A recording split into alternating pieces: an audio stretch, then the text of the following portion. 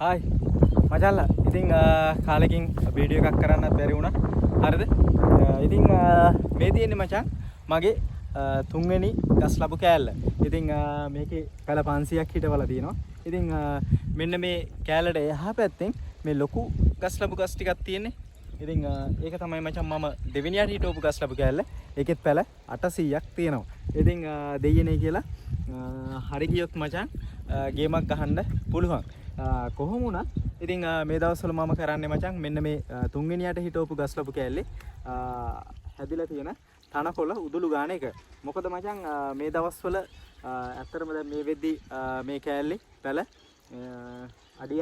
අඩි එකමාරක් දෙකක් විතර උසට හැදිලා තියෙනවා ඇත්තටම දවස් 40ක් විතර වෙන්නේ මචං මේ කෑල්ලට 40ක් 45ක් විතර හිටවලා ඉතින් මගේ පළවෙනි ගස් ලැබු කෑල්ලෙන් මම ලැබපු අත්දැකීම් එක්ක ඉතින් මේ වෙද්දි මචං මේක මම හිතනවා සාමාන්‍යයෙන් ඉතාමත් හොඳ මට්ටමක තියෙනවා.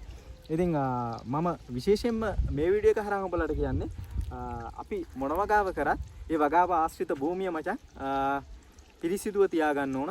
මොකද එහෙම නැති වුණාම ලෙඩ රෝග වුණත් ගහට අපේ බෝගෙට ලෙඩ රෝග වුණත් බෝවීමේ හැකියාවක් තියෙනවා.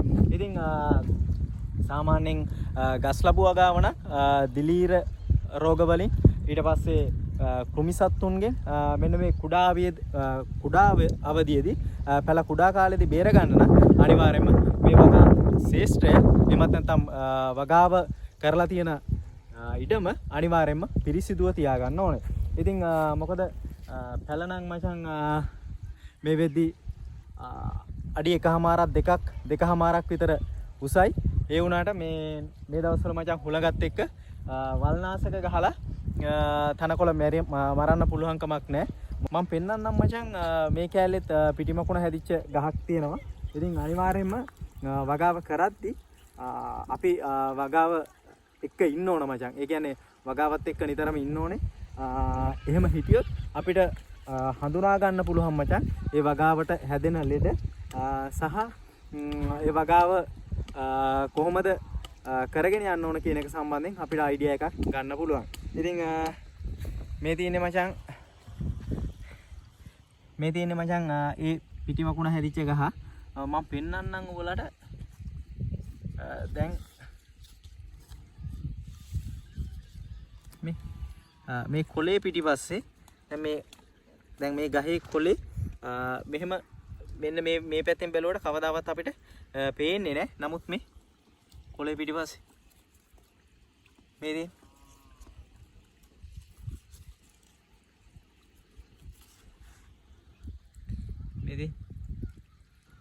මේ මචං පිටිමකුණ හැදිලා තමයි තියෙන්නේ. හරිද? දැන් මේ ගහේ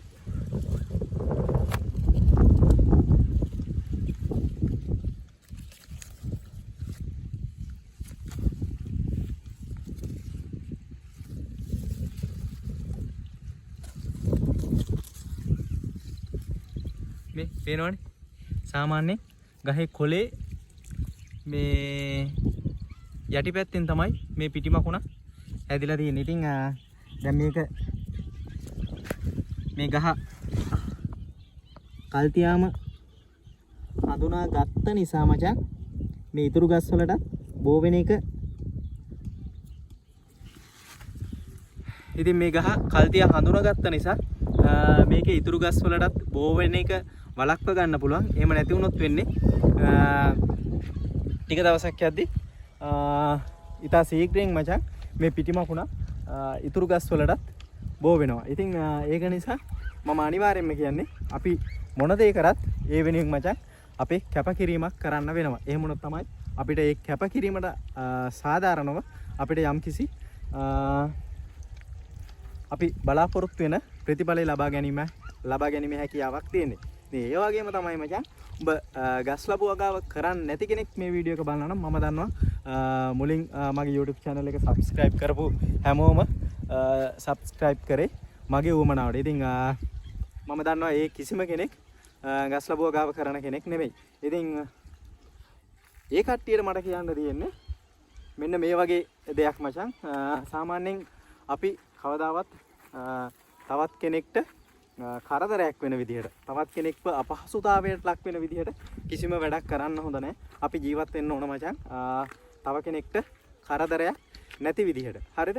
ඉතින් තව කෙනෙක් අපහසුතාවයට ලක් වෙනවා නම් තව කෙනෙක්ට මම කරන වැඩක් නිසා යම්කිසි කරදරයක් වෙනවා නම් අපි ඒ විදිහට කවදාවත් වැඩක් කරන්න හොඳ නැහැ.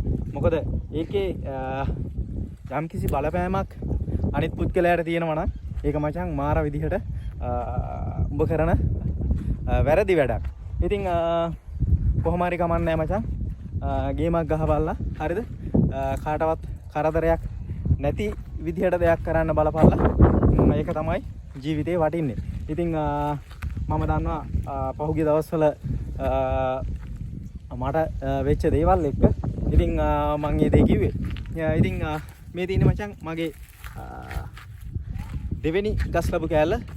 ඒකත් එක්කම තමයි මචං මගේ ඒකට එහා පැත්තෙන් තමයි අනිත් කෑල්ල තියෙන්නේ. ඉතින් මේකේ ඇත්තටම දැන් මේ වෙද්දි මචං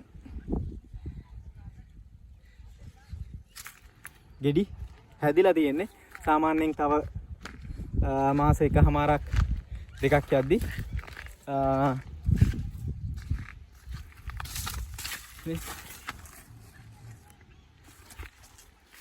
මාස එකමාරක් දෙකක් යද්දි මචං මේකේ ගෙඩි කඩන්න පුළුවන්. ඉතින් මේ හැම ගහකම වගේ මේ වෙද්දි හැම ගහකම වගේ මේ වෙද්දි ගෙඩි හැදෙනවා. ඉතින් මොනවාම හරි දෙයක් කරපල්ලා ජීවිතේ ගොඩපළයල්ලා කාටවත් කරදරයක් නොවි කාවත් අපහසුතාවයට ලක් වෙන විදිහට වැඩක් කරන්න නැතුව ජීවිතේ ගේමක් ගහපල්ලා කියන එක තමයි මට කියන්න තියෙන්නේ. එහෙනම් මං ගිහිල්ලා එන්නම්. මගේ වීඩියෝස් බලපල්ලා. අනිවාර්යෙන්ම උඹලා දන්න දේකුත් මේ වීඩියෝ එකට කමෙන්ට් එකක් දාපල්ලා. උඹලට ජය වේවා.